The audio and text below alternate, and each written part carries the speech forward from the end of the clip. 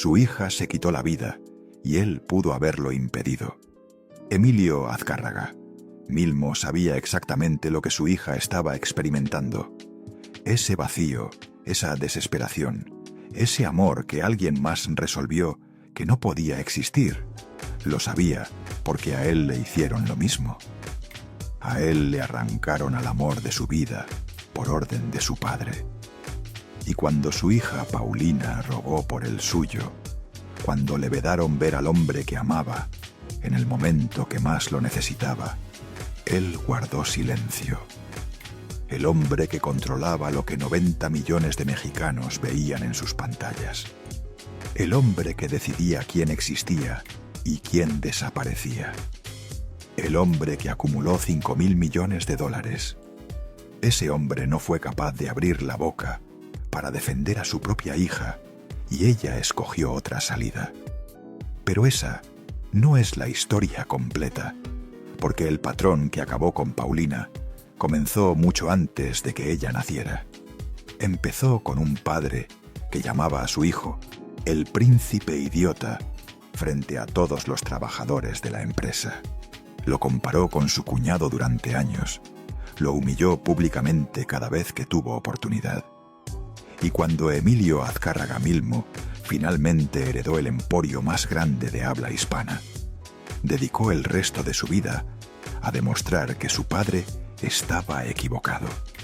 No lo consiguió, porque ese hombre, el Tigre, el más poderoso de México, murió solo en un yate en Miami, con cáncer de páncreas, y su propia hermana se rehusó a ir a despedirlo. Esa hermana, Laura, recibió llamadas, recibió súplicas. Su otra hermana, Carmela, le imploró que fuera. Emilio se está muriendo. Ve a despedirte. Laura dijo que no, y no cambió de postura. Hoy vas a descubrir 4 cosas que jamás te han contado sobre el Tigre Azcárraga. Primero, las palabras exactas que su padre le decía frente a los empleados de Televisa, las humillaciones que lo marcaron de por vida, lo que ese hombre le hizo a su único hijo varón. Segundo, lo que verdaderamente ocurrió con su hija Paulina. La verdad que México nunca conoció, porque la versión oficial fue una mentira. ¿Y qué tuvo que ver el Tigre con su muerte? Tercero, la razón precisa por la que su hermana Laura jamás lo perdonó. ¿Y por qué se negó a verlo mientras agonizaba de cáncer en un yate en Miami? Y cuarto, lo que expresó en su lecho de muerte. Las últimas palabras de un hombre que lo tuvo todo sobre una mujer que había fallecido 60 años antes. Te voy a avisar cuando llegue cada una, pero antes de contarte cómo terminó, necesitas entender cómo comenzó, porque esta historia no arranca con el tigre, comienza con el hombre que lo creó y lo destruyó. Emilio Azcárraga Vidaurreta. El padre, el fundador, el patriarca, el que originó todo. Nació en Tampico, Tamaulipas, el 2 de marzo de 1895. A los 17 años, en plena Revolución Mexicana, mientras el país se desangraba, él vio oportunidad. Empezó a vender de todo. Era hábil, muy hábil. Tenía olfato para los negocios y ningún escrúpulo para cerrarlos. Según múltiples fuentes históricas, durante la Revolución, los hermanos Azcárraga adquirían bienes a familias desesperadas que huían del conflicto. Luego los revendían en Estados Unidos. Así comenzó la fortuna. A los 22 años, Emilio Azcárraga Vidaurreta ya tenía su propia distribuidora, una agencia de autos Ford en Monterrey. Después llegó Victor Talking Machine, después la radio. En 1930 fundó la XEW, la voz de la América Latina desde México, la primera radiodifusora con cobertura nacional en el país. El día que esa estación comenzó a transmitir, su esposa Laura Milmo Hickman le entregó un regalo, un hijo. El 6 de septiembre de 1930, en un hospital de San Antonio, Texas, nació Emilio Azcárraga Milmo, el heredero. Pero Azcárraga Vidaurreta no quería un heredero, quería un guerrero, y lo que veía en su hijo no le agradaba. El niño era sensible, caprichoso, enamoradizo. No era el tipo de hombre que Azcárraga Vidaurreta respetaba, y se lo hacía saber cada día de todas las formas posibles. La revista Quién, después de investigar la historia de la dinastía, lo describió así: su infancia y adolescencia estuvo marcada por una complicada relación con su padre, quien fue sumamente duro con él, y lo trató incluso peor que a sus empleados. Peor que a sus empleados.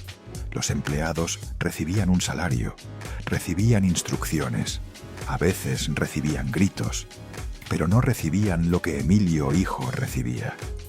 No recibían el desprecio de un padre que no los quería, y ese desprecio lo convirtió en lo que fue. Años después, cuando ya era el propietario de Televisa, sus propios colaboradores describían su personalidad con frases que helaban la sangre. Valentín Pimstein, el productor de telenovelas que laboró con él durante décadas, lo describió así: le dicen el tigre porque cuando te abraza te saca sangre. Y su amigo, Otón Vélez, tenía otra versión: te da un zarpazo y luego una lamida. Eso era Emilio Azcárraga Milmo, un hombre que podía darte todo y quitártelo en el mismo movimiento. Un hombre que aprendió de su padre que el amor y la crueldad podían ir de la mano y lo perfeccionó. Aquí viene lo primero que te prometí. Según el libro El Tigre, Emilio Azcárraga y su imperio Televisa, escrito por los periodistas Claudia Fernández y Andrew Paxman, tras 5 años de investigación y más de 200 entrevistas, Azcárraga Vidaurreta tenía un apodo para su hijo. Lo llamaba el príncipe idiota. De frente a otros, frente a ejecutivos, frente a trabajadores. El heredero del emporio más grande de México, llamado idiota por su propio padre. Pero eso no era todo. Azcárraga Vidaurreta constantemente comparaba a su hijo con otro hombre. Fernando Barroso, el esposo de Laura, la hermana mayor de Emilio. Barroso era todo lo que Azcárraga Vidaurreta deseaba en un heredero. Brillante, decidido, sin sentimentalismos. Y el padre se encargaba de que Emilio lo supiera. Mira a Fernando, aprende de Fernando. Fernando sí sabe. Cada logro de Barroso era un recordatorio del fracaso de Emilio. Cada error de Emilio era una confirmación de lo que su padre siempre supo. Y hubo un tropiezo que su padre nunca dejó de recordarle: el Estadio Azteca. En 1962, Emilio hijo recibió el encargo de construir el estadio más grande de México, un proyecto monumental, la sede de la Copa del Mundo de 1970. Era su oportunidad de demostrar que podía gestionar proyectos enormes y fracasó. Los costos se dispararon, los plazos no se cumplieron, los problemas técnicos se multiplicaron. Su padre tuvo que intervenir, tuvo que rescatar el proyecto, tuvo que demostrar una vez más quién era el verdadero empresario de la familia. Según el libro de Paxman y Fernández, Azcárraga Vidaurreta utilizó ese fracaso como arma durante años. Cada vez que Emilio proponía algo ambicioso, como el Estadio Azteca, cada vez que solicitaba más responsabilidad. Acuérdate del Estadio Azteca. Cada vez que se atrevía a opinar, tú que dejaste que el Azteca se saliera de control. El estadio eventualmente se concluyó, se convirtió en un ícono, el escenario donde Pelé conquistó su 3er mundial, donde Maradona hizo el gol del siglo. Pero para Emilio siempre fue un recordatorio de su fracaso, de que su padre tuvo razón, de que era el príncipe idiota. El príncipe idiota. Esas palabras lo persiguieron toda la vida. 60 años después de escucharlas por primera vez, seguían ahí, en cada decisión, en cada negocio, en cada demostración de poder. Y lo que su padre nunca comprendió es que estaba forjando exactamente lo que más temía. Un hombre incapaz de amar sin destruir. Un hombre que repetiría el mismo patrón con todos los que se acercaran a él. Emilio Azcárraga. Milmo creció con una misión, una sola: demostrar que no era idiota. Lo enviaron a estudiar a Estados Unidos, a la Academia Militar Culver en Indiana. Esperaban que la disciplina lo endureciera. No funcionó. A los 17 años, Emilio conoció a una mujer y lo abandonó todo. María Regina Sondúe Almada. Gina era mexicana, hermosa, y él se enamoró de ella con la intensidad de alguien que nunca ha sido amado, porque eso era Emilio Azcárraga Milmo a los 17 años, un muchacho adinerado que nunca había recibido afecto de su padre y que encontró en Gina todo lo que le hacía falta. Pero su padre no aprobaba la relación. Quería que su hijo se enfocara en el negocio, en aprender, en prepararse para heredar, no en romances. Emilio, por primera vez en su vida, desobedeció, y para demostrar que podía sostenerse solo, que no necesitaba el dinero de su padre, hizo algo impensable. Empezó a vender enciclopedias de puerta en puerta. La Enciclopedia Británica, el heredero del emporio mediático más grande de habla hispana, tocando timbres en las casas más ricas de la Ciudad de México. «Buenos días, señora. ¿Le interesaría una enciclopedia?» Todo por amor, todo por Gina. En 1952, finalmente se casaron. Emilio tenía 22 años, toda la vida por delante, y una mujer que lo amaba. 8 meses después, Gina estaba muerta, un tumor cerebral. Estaba embarazada cuando falleció. El bebé también se fue. Emilio Azcárraga Milmo perdió a su esposa y a su hijo en el mismo instante, a los 22 años. El historiador Andrew Paxman, coautor del libro El Tigre, lo describió así: Emilio no tenía la experiencia ni los recursos para lidiar con su dolor. Lo consumió. Lo consumió. Esas 2 palabras explican todo lo que vino después, porque algo se quebró dentro de él que nunca volvió a repararse. Lo que siguió fue el primer patrón que definiría su existencia: buscar en otras mujeres lo que perdió con Gina. Nunca lo halló. Nunca, pero no dejó de buscarlo. Poco después de la muerte de Gina, Emilio conoció a otra mujer, Silvia Pinal. Ella era joven, hermosa, talentosa. Apenas comenzaba en el espectáculo mexicano. Él seguía destrozado por la pérdida de Gina. Se encontraron en el momento preciso y se enamoraron. Décadas después, Silvia Pinal habló públicamente de esa relación, en su autobiografía y en una entrevista con el programa Hoy de Televisa. Confesó que Emilio Azcárraga Milmo fue el amor de su vida. El amor de su vida. Pero no pudieron estar juntos. La razón, el padre. Otra vez el padre. Azcárraga Vidaurreta no quería que su hijo se casara con una actriz mexicana. No importaba que Silvia Pinal se convirtiera en una de las figuras más grandes del cine mexicano. No importaba que trabajara con Luis Buñuel. No importaba nada de eso. Para Azcárraga Vidaurreta, su hijo necesitaba una esposa que sirviera para alianzas, no para el amor. Y tomó la decisión por él. Organizó el matrimonio de su hijo con una mujer francesa, Pamela de Surmont. El 26 de marzo de 1959, en París, en la iglesia de Saint-Honoré-d'Eylau, Emilio Azcárraga Milmo se casó con una mujer que no eligió porque su padre lo determinó. Silvia Pinal quedó atrás, el amor de su vida sacrificado por la voluntad de un hombre que lo llamaba príncipe idiota.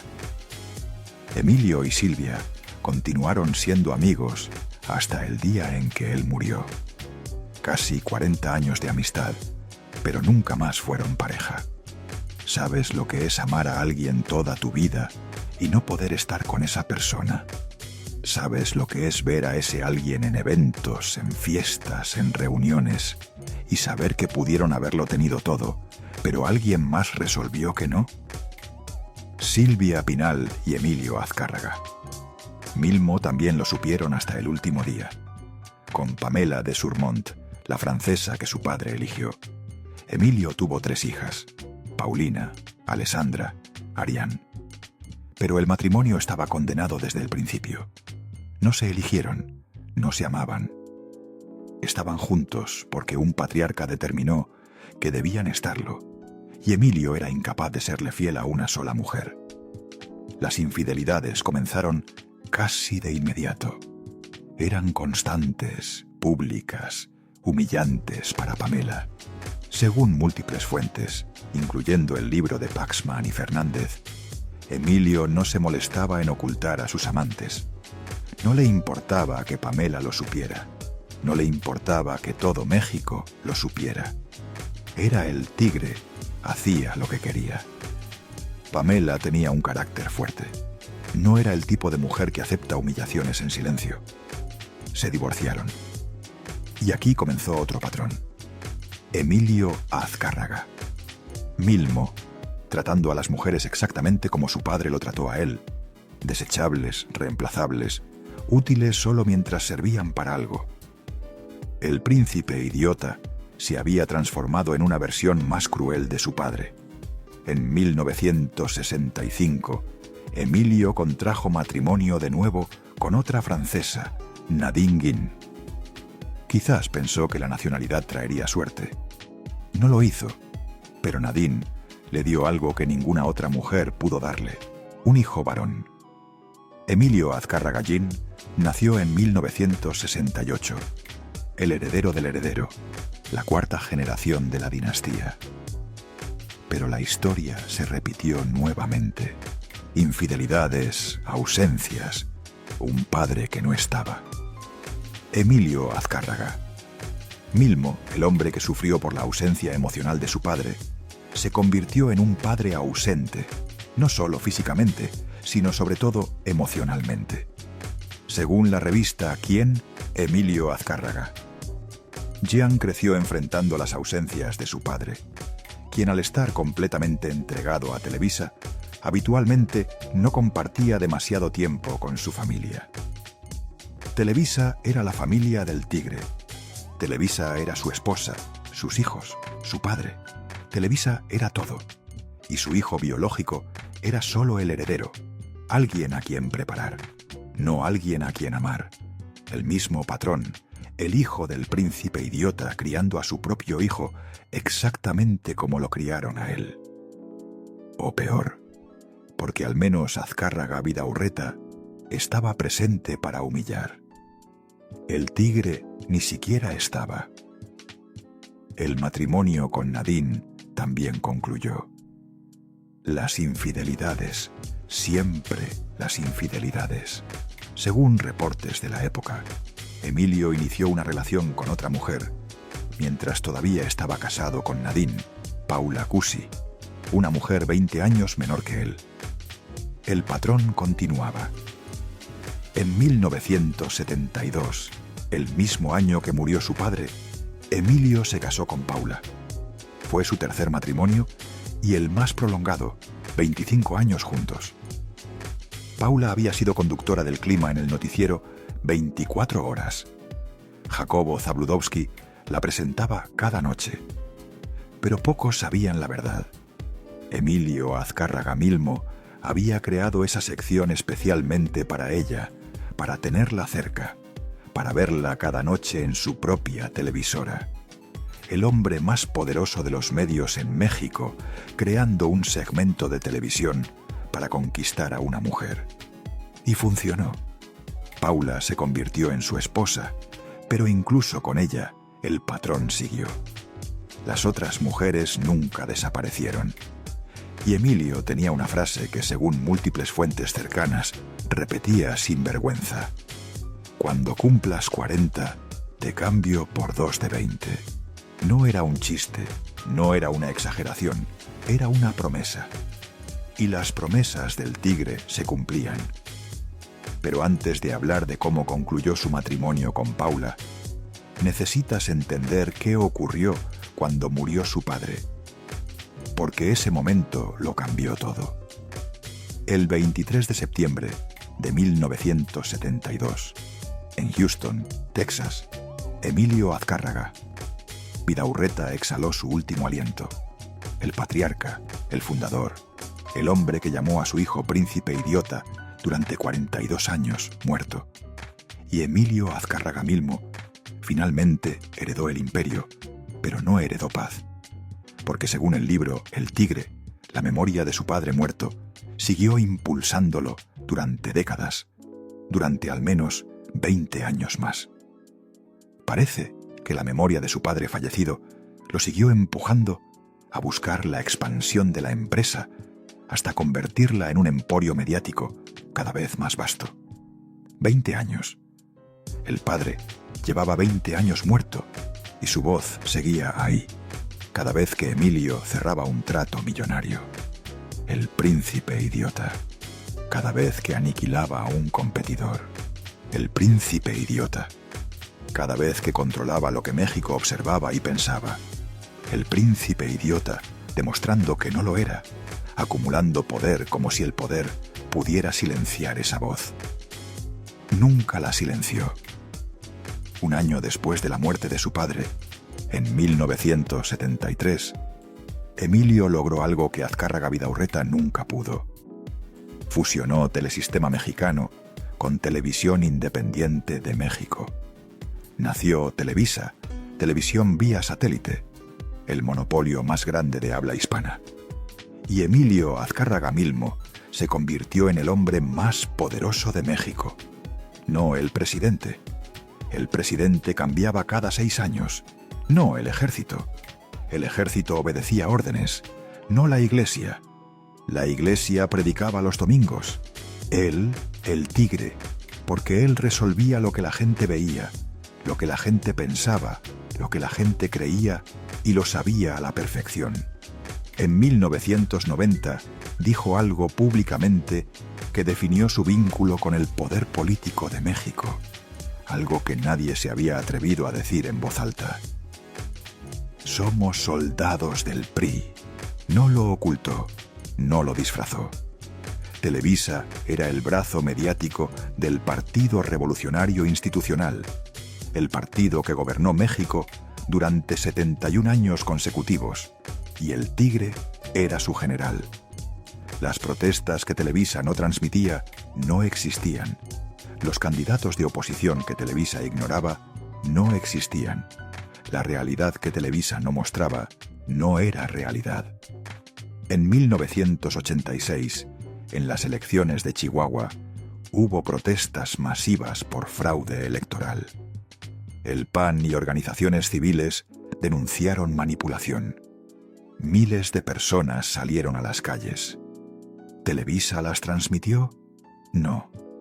De las protestas la gente se enteró por los periódicos. Para la televisión simplemente no existieron, y si llegaban a mencionarlas, solo hablaban del caos vial que generaban. Nunca de por qué protestaban, nunca de lo que exigían, nunca de la injusticia. 2 años después, en 1988, llegó la prueba definitiva del poder del tigre. Cuauhtémoc Cárdenas, hijo del general Lázaro Cárdenas, candidato de la izquierda. Millones de mexicanos votaron por él. Muchos creen que ganó esa elección, pero algo sucedió. El sistema de cómputo se cayó, y cuando volvió a funcionar, Carlos Salinas de Gortari ganó. Televisa respaldó a Salinas desde el primer día, marginó a Cárdenas, minimizó las protestas, y cuando el candidato de oposición denunció el fraude, la televisora siguió la línea oficial. El periodista Jacobo Zabludovsky, conductor del noticiero 24 horas durante 27 años, Señaló después que ejercía el periodismo en una empresa concesionada con las limitaciones que eso representaba. Limitaciones. Así le llamaban a la censura. Cuauhtémoc Cárdenas dijo en 1994, hablando de Televisa: se ha constituido en uno de los pilares que hoy sostienen al régimen autoritario que padecemos. Televisa sirve al Estado y se sirve de él. Ese era el poder del tigre, determinar quién gobernaba México y lograr que el país lo aceptara. Pero el poder del tigre no solo se ejercía sobre la política, también se ejercía sobre las personas, especialmente sobre las mujeres. En Televisa existía algo que todos conocían, pero nadie mencionaba públicamente: las consentidas del tigre. Actrices que recibían trato especial, contratos exclusivos, roles protagónicos en las telenovelas más relevantes, protección dentro de la empresa. ¿A cambio de qué? Nadie lo decía en voz alta, pero todos lo sabían. Verónica Castro fue una de ellas, la protagonista de Los ricos también lloran, la estrella más grande de Televisa en los 80. Lucía Méndez también, la protagonista de Colorina y El extraño retorno de Diana Salazar. Años después, en una entrevista con Adela Micha, Lucía Méndez finalmente habló. De alguna forma no era tan sencillo, era el patrón. Yo era muy jovencita, me daba miedo, era imponente, era el patrón. Le daba miedo, tenía que elegir entre su carrera y algo más. La periodista Maxine Woodside fue más directa. Hablando de Thalía, otra de las grandes figuras de Televisa en los 90, dijo en 2015: Thalía fue muy consentida del tigre, tuvo un romance con él y estaba muerto de amor por ella. Si no se hubiera muerto, yo creo que se hubiera divorciado de Adriana. Thalía recibió el contrato más costoso en la historia de Televisa hasta ese momento, para protagonizar María, la del barrio. Ella jamás confirmó ni negó nada, pero los rumores la acompañaron durante años. El tigre tenía un sistema donde el talento importaba, pero donde el acceso al hombre más poderoso de la televisión importaba más, y él lo sabía. Según el libro de Fabricio Mejía Madrid, Nación TV, la novela de Televisa, el tigre tenía frases que definían cómo veía a las personas que trabajaban para él. Los artistas son ambiciosos por naturaleza, por eso la única forma de tratarlos es como sirvientas. Eso decía el hombre que creaba estrellas. Eso pensaba de las personas que lo hicieron rico. Otra frase que se le atribuye: yo hago a los cantantes de América Latina, no para que sean los mejores, para que sean los únicos. No quería talento, quería control. Control absoluto sobre quién existía y quién no. Y otra más, quizás la más reveladora de todas: la radio es mi esposa, para ella nada. La tele es mi amante, para ella todo, hasta lo que no me pida. Así operaba su mente. Así trataba todo como propiedades: la radio, la televisión, las mujeres, los artistas. Todo era suyo para dar y quitar según le pareciera. Pero el poder tiene un precio, y ese precio siempre lo paga la familia. En 1980, mientras el tigre consolidaba su imperio, algo ocurrió que lo cambió todo. Aquí viene lo segundo que te prometí, y necesito que pongas atención, porque lo que voy a contarte es algo que México no supo durante décadas. Si llevas rato con nosotros, suscríbete al canal. Esta es exactamente la clase de historia que contamos aquí. Paulina Azcárraga, la hija de Emilio y Pamela de Surmont, una de las 3 hijas de su matrimonio con la francesa. Adolescente, joven, con toda la vida por delante. A principios de 1980, Paulina murió. La versión oficial fue un ataque de asma. Eso es lo que se publicó. Eso es lo que la familia dijo. Eso es lo que México creyó durante años. Un ataque de asma, una tragedia. Fin de la historia. Pero no era verdad. Según el libro El Tigre, de Claudia Fernández y Andrew Paxman, basado en testimonios de personas que conocían a Azcárraga Milmo, la realidad fue completamente distinta. Paulina estaba enamorada de un joven italiano, profunda, desesperadamente enamorada. El tipo de amor que solo se siente cuando eres joven y crees que el mundo puede terminar si pierdes a esa persona. Pero su madre, Pamela de Surmont, le prohibió verlo. No sabemos exactamente por qué. Quizás no le agradaba el muchacho. Quizás tenía otros planes para su hija. Quizás quería controlar la vida de Paulina, exactamente como Azcárraga Vidaurreta controló la vida de su hijo. El patrón, siempre el patrón. A Emilio le vedaron estar con Silvia Pinal. A Paulina le vedaron estar con su italiano. Generación tras generación, la misma historia. Pero Paulina no era Emilio. Ella no se resignó. Ella no aceptó un matrimonio arreglado con alguien que no amaba. Ella tomó otra determinación. Según el libro de Paxman y Fernández, se encontró con que su exesposa Pamela había prohibido a su hija Paulina verse con un joven italiano de quien estaba profundamente enamorada. En lo que pareció un pacto suicida, Paulina se quitó la vida con una sobredosis. De alguna manera, el italiano sobrevivió a su propia sobredosis y así pudo relatar lo que había ocurrido. Paulina y su novio decidieron acabar con sus vidas juntos. Ella lo logró. Él sobrevivió y pudo contar lo que realmente pasó. La hija del tigre Azcárraga no murió de asma. Se quitó la vida porque le prohibieron amar. Tenía toda la vida por delante.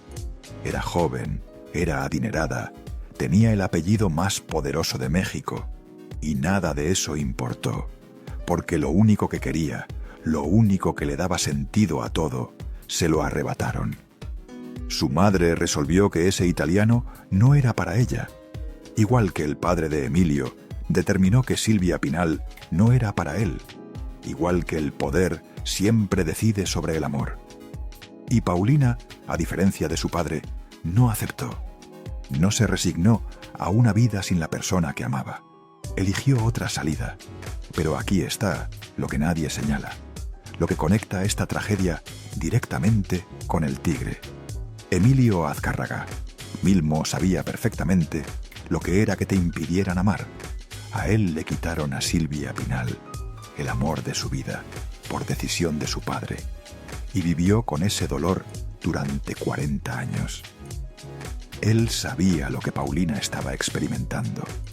Él sabía lo que era perder a la persona que amas, porque alguien más resolvió que no podías estar con ella. Y cuando Pamela le prohibió a su hija ver al italiano, Emilio pudo haber intervenido, pudo haber dicho: yo sé lo que es esto, déjala ser feliz. Pudo haber roto el patrón que su padre inició. No lo hizo. Se quedó callado. Igual que todos guardaron silencio cuando su padre lo humillaba, igual que él calló cuando le quitaron a Silvia. El silencio, siempre el silencio. Y ese silencio acabó con Paulina. No solo la prohibición de su madre, el silencio de su padre. El hombre que controlaba lo que México veía, lo que México pensaba, lo que México hacía, no pudo abrir la boca para defender a su propia hija. Eso es lo que el tigre jamás se perdonó. Eso es lo que cargó hasta la tumba. Eso es por lo que su hija se quitó la vida. Por el patrón que él pudo romper y no rompió. Emilio Azcárraga.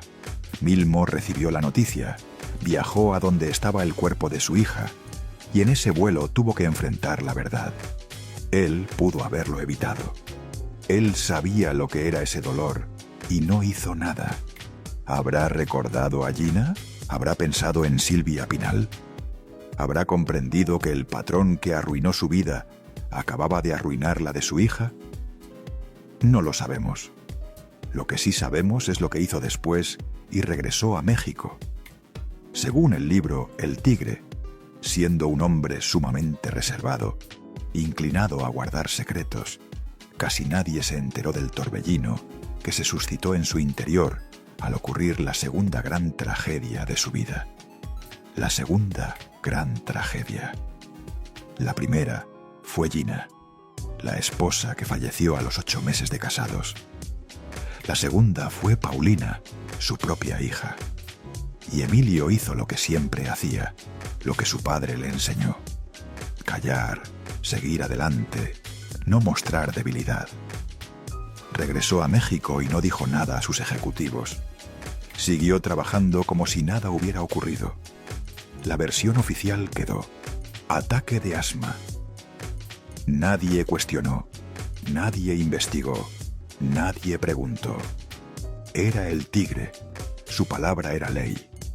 Solo años después reveló la verdad a 2 personas, únicamente 2. El abad de la Basílica de Guadalupe, Guillermo Schulenburg, y Miguel Alemán Velasco, hijo del expresidente y uno de sus socios más cercanos. Nadie más. El dueño de Televisa, el que decidía qué era noticia y qué no existía, guardó el secreto más oscuro de su vida hasta que ya no pudo cargarlo solo. Su hija se quitó la vida porque le vedaron amar, exactamente como a él le vedaron amar a Silvia Pinal. El patrón no solo se repetía, el patrón mataba. Quizás tú también conoces lo que es guardar un dolor que no puede contarse, algo que ocurrió en tu familia que nunca se habló, algo que se enterró con una versión oficial que todos aceptaron, aunque todos supieran que no era verdad. Emilio Azcárraga. Milmo cargó con ese secreto el resto de su vida, 17 años más, y siguió adelante, porque eso es lo que hacen los hombres como él.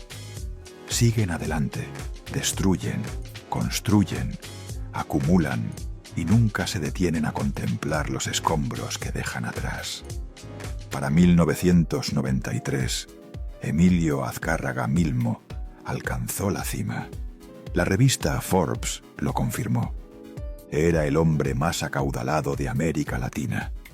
5.000 millones de dólares, más que Carlos Slim en ese momento, más que cualquier otro empresario del continente.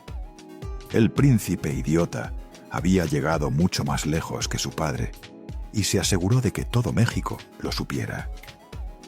Tenía 4 canales de televisión nacionales, 2, 4, 5 y 9.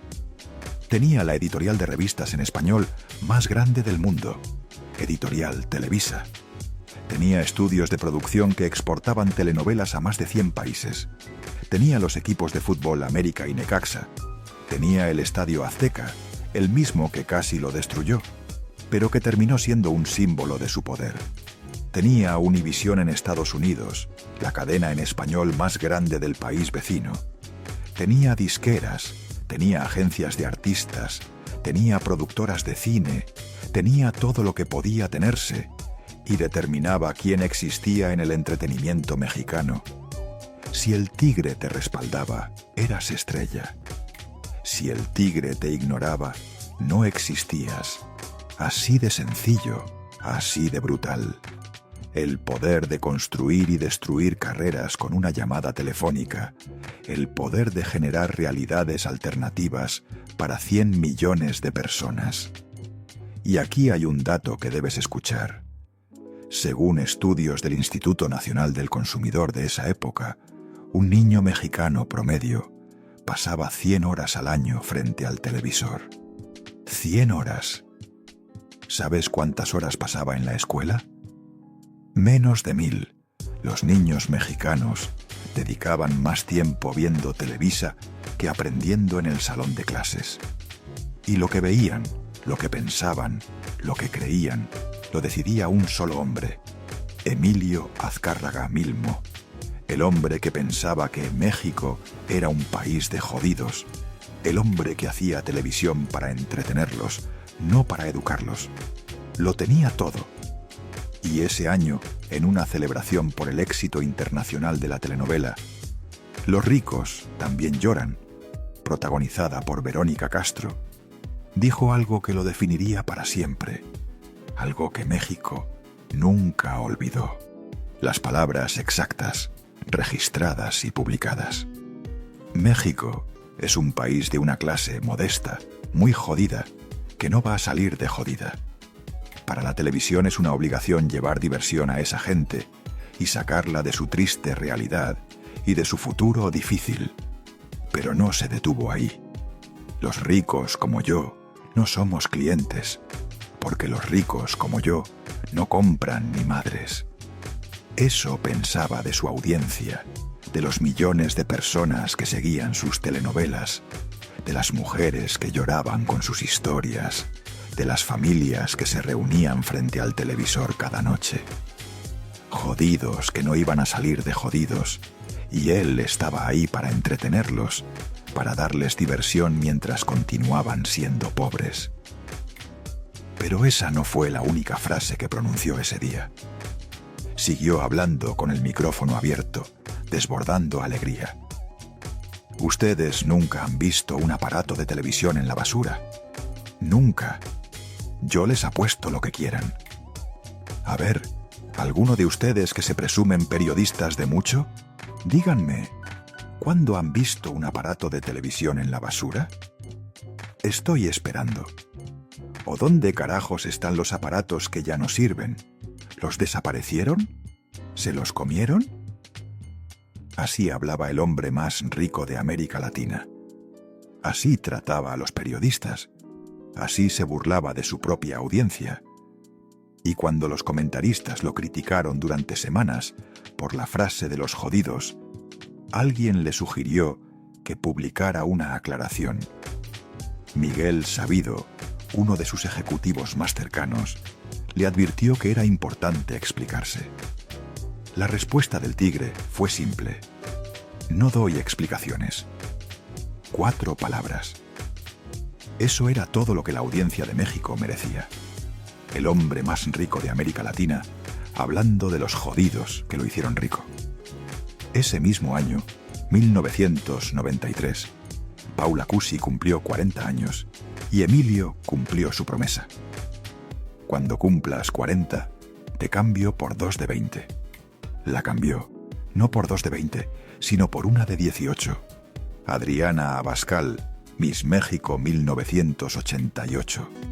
Emilio la conoció cuando ella tenía 18 años. Él tenía 60, 42 años de diferencia.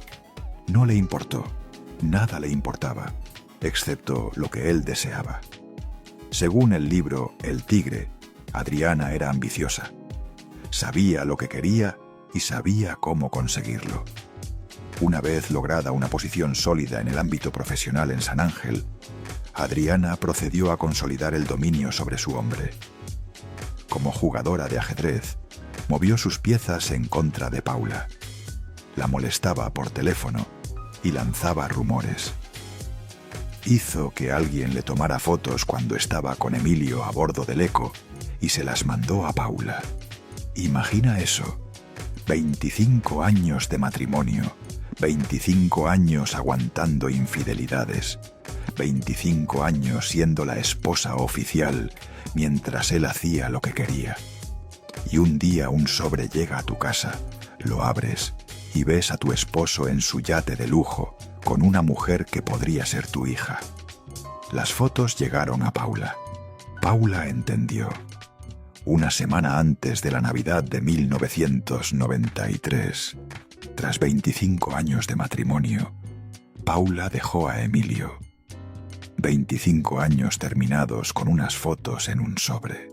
El tigre nunca se casó con Adriana, pero ella estuvo a su lado hasta el final. Y Paula no se fue con las manos vacías, pero eso viene después. Mientras destruía su matrimonio con Paula, Emilio también arruinaba otra relación, quizás la más importante de todas, la relación con su hermana. Aquí viene lo tercero que te prometí.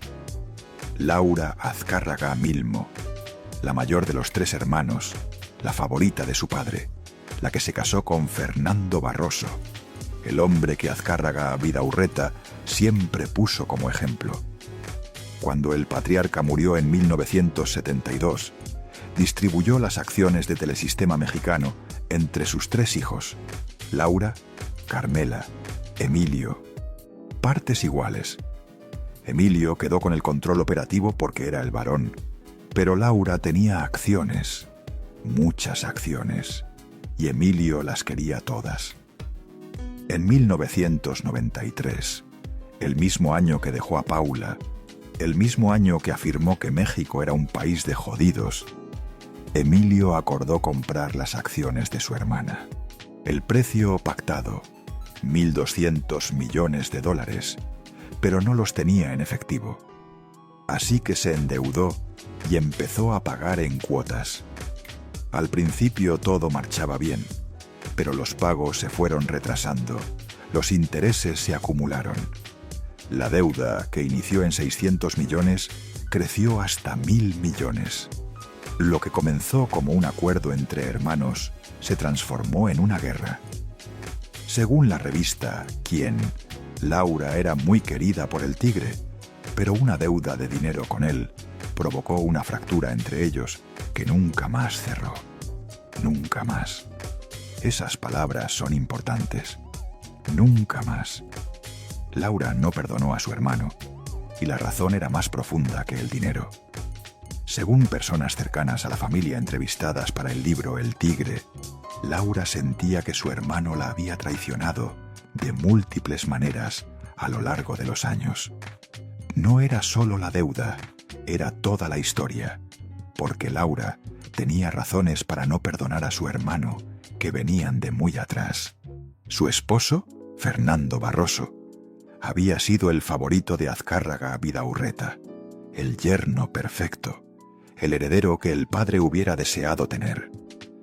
Y el 12 de noviembre de 1965, Fernando Barroso falleció. Un accidente aéreo. Iba a una reunión de trabajo en Acapulco. El avión privado despegó y uno de los motores falló. Los pilotos intentaron un aterrizaje forzoso en el lago de Texcoco. Todos murieron. Fernando Barroso tenía 38 años y su muerte lo transformó todo.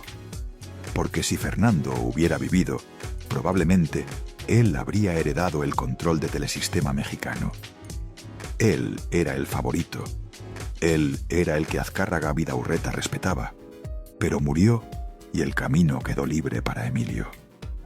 El príncipe idiota solo pudo heredar el emporio porque el hombre que su padre verdaderamente quería ya no estaba. Laura nunca olvidó eso. Nunca olvidó que su hermano construyó su fortuna sobre la tumba de su esposo.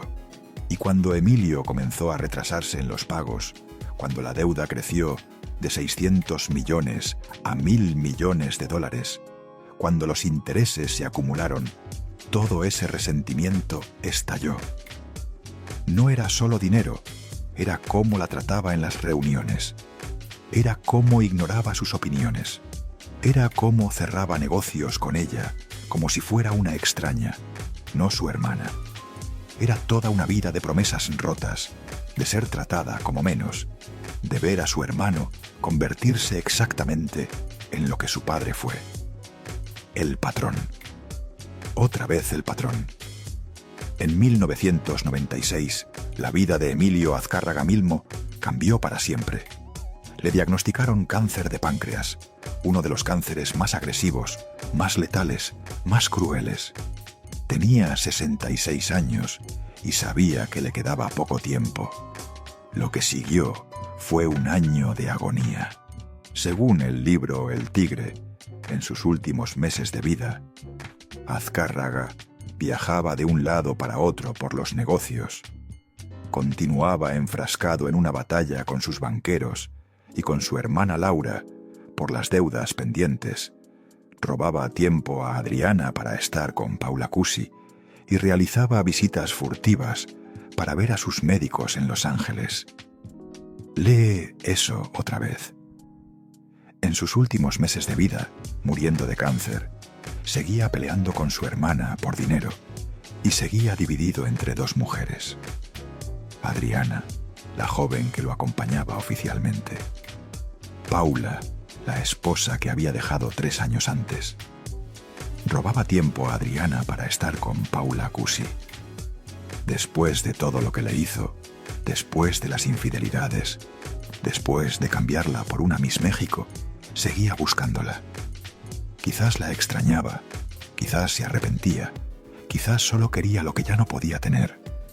El tigre muriendo como vivió, sin poder elegir, sin poder quedarse con una sola cosa, queriéndolo todo y perdiéndolo todo al mismo tiempo. Sus últimas semanas fueron un deterioro constante. El hombre que pesaba más de 100 kilos, el que llenaba una habitación con su presencia, el que hacía temblar a sus empleados con solo mirarlos. Ese hombre se fue consumiendo. Perdió 40 kilos en sus últimos meses. Su piel se tornó amarilla por la ictericia. El dolor era constante, pero seguía trabajando. Seguía llamando a sus ejecutivos. Seguía peleando por las deudas con su hermana. Seguía dividido entre Adriana y Paula.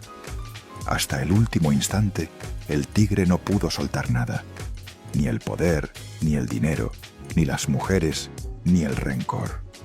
Todo lo que lo definió en vida lo acompañó hasta la muerte. El 3 de marzo de 1997, Emilio Azcárraga Milmo apareció en el noticiero 24 horas. El mismo noticiero donde Paula había dado el clima durante años. Apareció en un video pregrabado, visiblemente mermado, delgado, pálido, enfermo. Ya no era el tigre, era un hombre muriendo y todo México lo vio. Anunció su retiro de la presidencia de Televisa. Dejaba el mando a su hijo Emilio Azcárraga Llán y a Guillermo Cañedo White, hijo de otro de sus socios históricos. El joven de 29 años, que había crecido sin padre presente, ahora tenía que cargar con un emporio y con todas sus deudas, porque el tigre no solo dejaba Televisa, dejaba $400 millones en deudas con los bancos. Dejaba la deuda con su hermana Laura, que seguía creciendo. Dejaba una familia destrozada. Dejaba un testamento que encendería una guerra. Un mes después del anuncio, Carmela Azcárraga Milmo intentó algo. Carmela era la hermana del medio, la conciliadora, la que siempre procuraba mantener unida a la familia. Sabía que Emilio se estaba muriendo. Estaba en Miami, en su yate Eco, esperando el final. Y sabía que Laura, la hermana mayor, no le había dirigido la palabra en años, así que hizo lo que siempre hacía. Trató de arreglar las cosas. Le pidió a Laura que viajara a Miami, que fuera a ver a su hermano, que se despidiera, que dejara atrás el rencor antes de que fuera demasiado tarde. Laura dijo que no. Carmela insistió. Laura volvió a decir que no.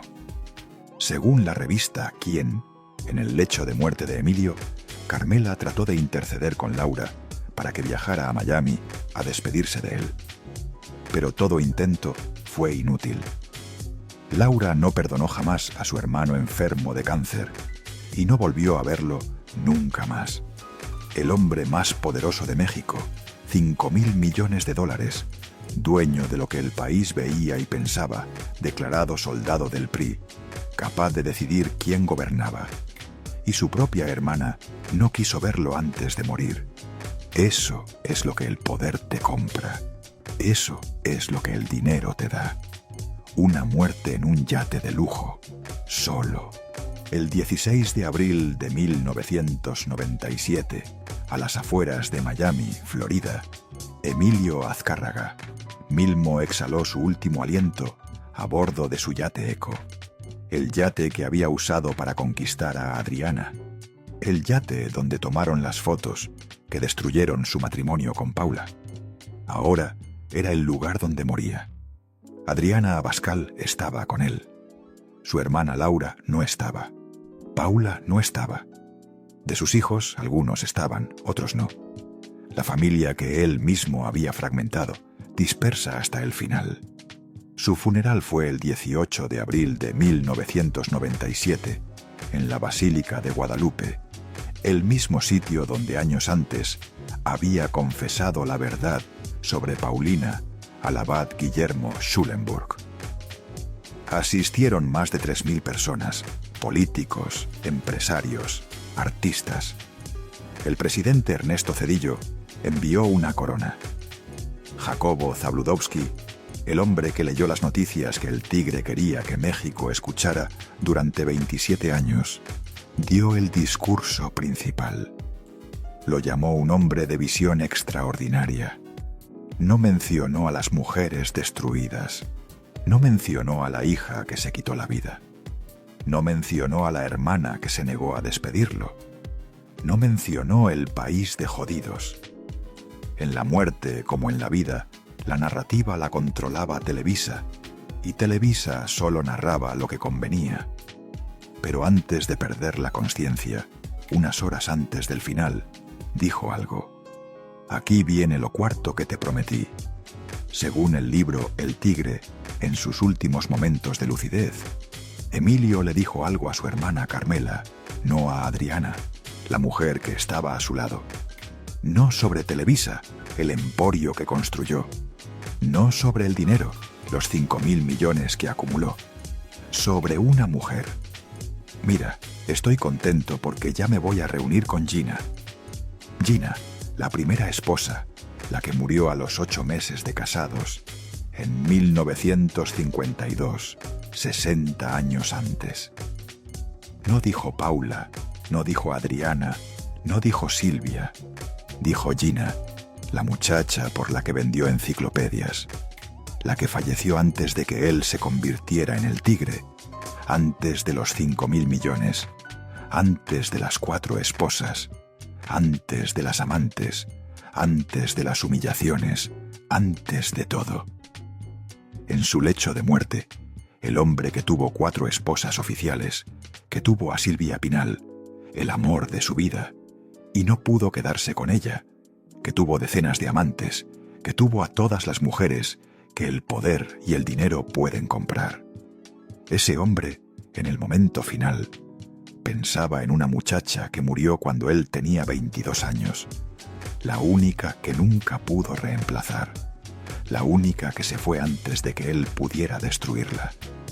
Y si Gina hubiera vivido, y si ese bebé hubiera nacido, y si Emilio Azcárraga Milmo hubiera tenido a los 22 años lo que buscó durante los siguientes 44. Nunca lo sabremos. Pero él pensó en eso en su último momento de lucidez. Pensó en lo que pudo haber sido y en todo lo que devastó tratando de recuperarlo. Quizás tú también has perdido a alguien que nunca pudiste olvidar, alguien que se fue demasiado pronto, alguien que sin importar cuántos años transcurran, sigue ahí en los momentos de silencio, en las noches que no puedes dormir, en los últimos pensamientos antes de cerrar los ojos. Emilio Azcárraga Milmo tuvo todo lo que el mundo considera éxito: dinero, poder, fama, mujeres. Y en el momento final solo quería volver a ver a una muchacha que había muerto antes de que él se convirtiera en el Tigre, antes del poder, antes del dinero, antes de las humillaciones y las traiciones, cuando todavía era solo Emilio, un muchacho de 22 años que vendía enciclopedias por amor. Todo lo demás, los 5.000 millones, los 90 millones de televidentes, los presidentes que ayudó a elegir, las telenovelas que exportó al mundo entero. Todo eso no sirvió de nada. Al final solo quería a Gina. Pero la historia no concluye con su muerte, porque el Tigre dejó algo más que un emporio. Dejó un testamento, y ese testamento encendió una guerra que persiste hasta hoy. Enero de 1996, un año antes de morir, mientras combatía el cáncer, Emilio decidió cómo repartir su fortuna. 6 partes iguales, una para cada uno de sus 4 hijos, Alessandra, Ariane, Carla y Emilio Jean. Una para Paula Cusi, la esposa de 25 años, la que él dejó, la que seguía visitando en secreto mientras se moría. Y una para Adriana Abascal, la amante, la Miss México, la que tenía 42 años menos que él. La esposa y la amante heredando exactamente lo mismo. Si eso no te dice todo lo que necesitas saber sobre Emilio Azcárraga Milmo, nada lo hará. Lo que vino después fue exactamente lo que esperarías. Un circo, así lo describió Andrew Paxman. Un circo con los juegos de poder, la caótica vida amorosa del protagonista y la que fuera alguna vez la empresa más poderosa de México. Emilio Azcárraga, Jean, el hijo, tenía solo el 10% de las acciones de Televisa cuando su padre murió. 10%. Para tomar el control real de la empresa necesitaba mucho más, y para lograrlo tuvo que enfrentarse a sus hermanas, a su tía Laura y la familia Barroso, a Paula Cusi, a Adriana Abascal, a todos.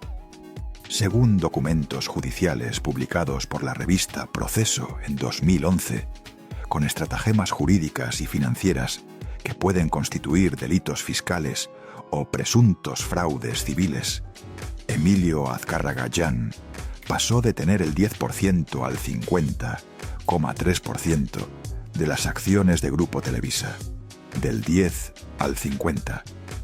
En 3 años, sin que terminara el proceso de reparto de la herencia, los abogados de Paula Cusi lo acusaron de todo: de manipular los pasivos, de inflar artificialmente las deudas de la sucesión, de emplear maniobras para quedarse con más de lo que le correspondía. Y Paula terminó en la cárcel, en el penal de Santa Marta, Acatitla, la mujer que estuvo casada con el Tigre durante 25 años, la mujer que él visitaba en secreto mientras agonizaba, en prisión, acusada de falsedad de declaraciones, mientras peleaba por su herencia. Años después, en 2021, los Pandora Papers revelaron dónde terminó parte del dinero del Tigre. Paula Cusi había constituido fideicomisos en las Islas Vírgenes Británicas.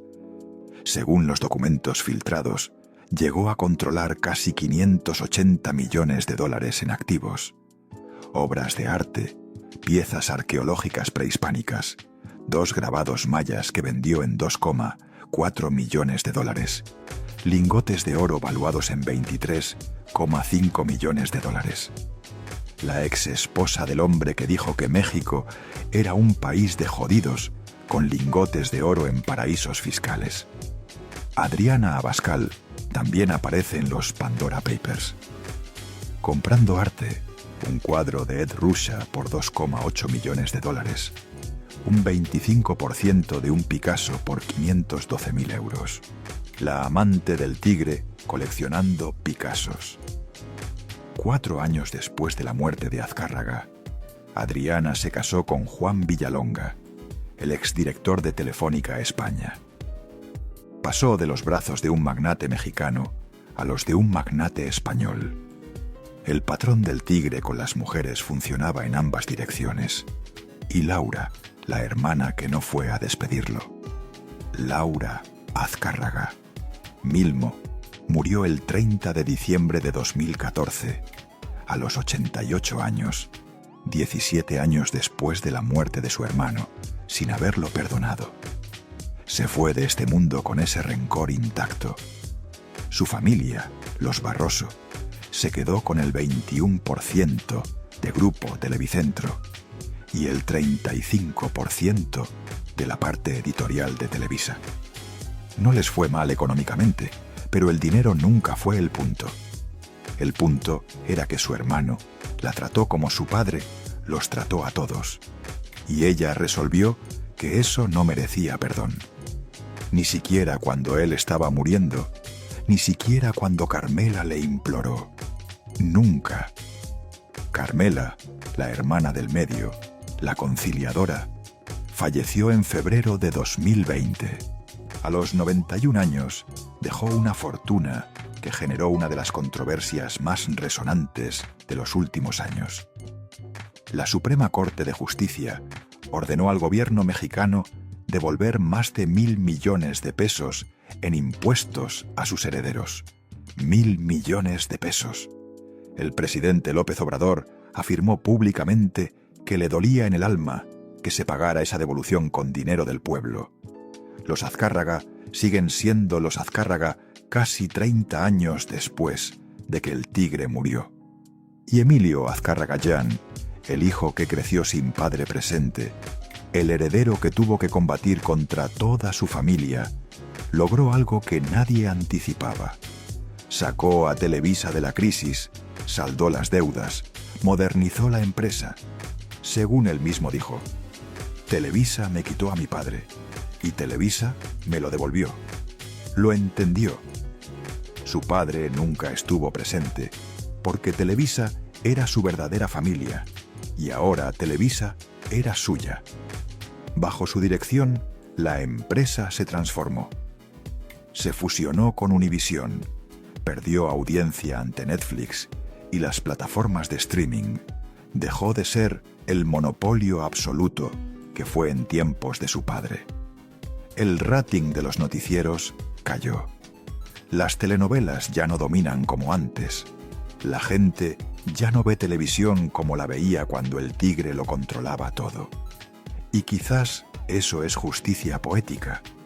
El emporio construido sobre la idea de que México era un país de jodidos que no iba a salir de jodido, perdiendo relevancia ante un mundo donde los jodidos tienen más opciones, donde ya no dependen de lo que un solo hombre decida que pueden ver, donde la realidad ya no la controla nadie. Pero la historia tiene un giro más. En octubre de 2024, Emilio Azcárraga-Llán tuvo que tomar licencia de la presidencia de Televisa. La razón, una investigación del Departamento de Justicia de Estados Unidos relacionada con supuestos